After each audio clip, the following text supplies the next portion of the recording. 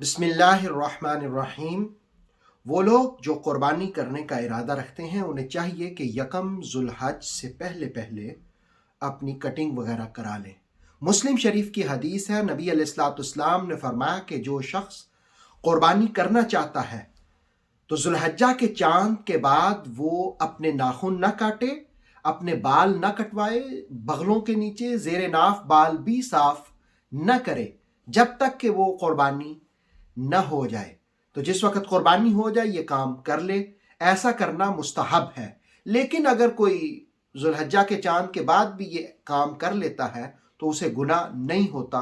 मुस्तहब का हुक्म है कि करो, सवाब ना करो तो गुनाह नहीं होता। अलबत्ता सुनन निसाई की एक बड़े मजे की हदीस जिसमें रसूलुल्लाह अलैहिस्सलाम ने फरमाया कि मुझे कुर्बानी का हुक्म दिया गया और ये ईद का दिन है कि मैं अपनी उम्मत के लिए इसका ऐलान करूं।